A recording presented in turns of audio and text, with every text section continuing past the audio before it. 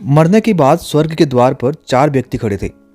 इन 4 व्यक्तियों में पहला राजा था, दूसरा एक बिजनेसमैन था, तीसरा पंडित था और चौथा एक आम आदमी मजदूर था। किसी को भी यह नहीं पता था कि कौन स्वर्ग के अंदर प्रवेश कर पाएगा और कौन वहीं से वापस लौटा दिया जाएगा। सब स्वर्ग का दरवाजा खुलने की राह देख रहे थे और आपस में बातें कर रहे थे। जैसे कि राजा को मरने से पहले से ही आदत थी, उसने अपनी बात सबसे पहले बताई। राजा ने कहा, मैं बहुत प्रख्यात राजा हूँ, मैंने धरती पर अपना बहुत नाम कमाया है, इसलिए पूरी संभावना है कि मैं ही स्वर्ग में जाऊंगा। फिर व्यापारी ने अपनी बात सामने रखी। वह बोला, मैंने धरती पर खूब धन कमाया और उस धन से मैंने सैकड़ों लोगों की मदद की है, इसलिए मैं ही स्वर्ग का हकदार हूँ। अब बारी थी पंडित की, तो पंडित ने मुंह खोला और सबको यह कहा, चाहे तुम जो सोच लो, लेकिन यह बात तो तय है कि स्वर्ग के दरवाजे खुलेंगे तो मेरे लिए ही। सब जानते हैं कि पंडित दिन रात भगवान को याद करते हैं, इसीलिए स्वाभाविक है कि स्वर्ग में पंडित का स्वागत किया जाएगा। जब सब ने अपना अपना पक्ष रख दिया, तब सबकी नज़र उस मजदूर पर थी जो चुपचाप अपनी नज़रें नीचे झुकाए बिना कुछ बोले वहीं पर खड़ा था। स्वर्ग का दरवाजा खुला और वहां पर एक देवदूत आकर खड़ा हो गया। देवदूत के हाथों में एक पुस्तक थी जिनमें इन सभी के कर्मों के बारे में लिखा हुआ था। दोस्तों, आगे की कहानी काफ़ी रोचक और ज्ञानवर्धक होने वाली है। इससे पहले आपसे छोटी सी रिक्वेस्ट है, अगर आप चैनल पर नए हैं तो प्लीज़ चैनल को जरूर सब्सक्राइब कीजिएगा।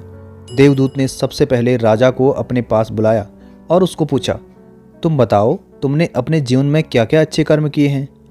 मैं उन्हें इस पुस्तक में देकर फैसला करूंगा कि तुम्हें अंदर आने देना है या नहीं। राजा ने कहा, मेरा राज्य जितना बड़ा था उतना ही समृद्ध था और मेरे राज्य के सभी लोग खुशहाल थे, सभी बड़े आनंद से रहते थे। मैंने उन्हें कभी भी किसी भी चीज़ की कमी नहीं होने दी। यही मेरे अच्छे कर्म हैं। देवदूत ने अपनी पुस्तक में देखा और देखने के बाद राजा से कहा, तुम सच बोलते हो। तुमने अपने राज्य की प्रजा को बहुत सुखी रखा था, लेकिन तुमने अपने राज्य की सीमा बढ़ाने के लिए जितने युद्ध किए थे, उन युद्ध की वजह से हजारों सैनिकों ने अपनी जान गंवा दी थी।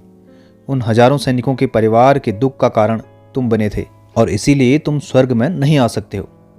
अब बारी आती है व्यापारी की।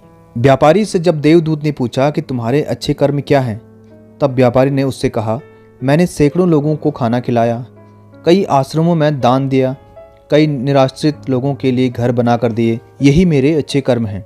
देवदूत ने फिर से अपने पुस्तक में ध्यान से देखा और देखने के बाद व्यापारी से कहा, तुम्हारा कहना भी ठीक है कि तुमने बहुत दान धर्म किया, लेकिन यह दान धर्म तुमने जिन पैसों से किया, उन पैसों को कमाने के लिए तुमने न जाने कितने झूठ बोले हैं, कितनी हेराफेरी की है और कितनी मिलावटें की है, इसीलिए तुम भी स्वर्ग में नहीं आ सकते।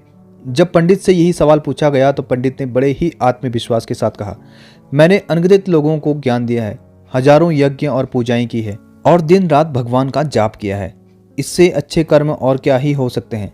देवदूत ने अपनी पुस्तक के अंदर झांक कर देखा और पंडित से कहा, आपने जितने भी लोगों को जो भी ज्ञान दिया है, उन बातों पर खुद कभी अमल नहीं किया है। आपने यज्ञ पूजा या भगवान का नाम निस्वार्थ भाव से नहीं लिया है, इसीलिए आपका भी स्वर्ग माना प्रतिबंधित है। मजदूर यह सब देखकर हैरान था। वह अब तक जिन्हें महान समझता था, उनकी व्याख्या स्वर्ग के दरवाजे पर आकर बदल गई थी।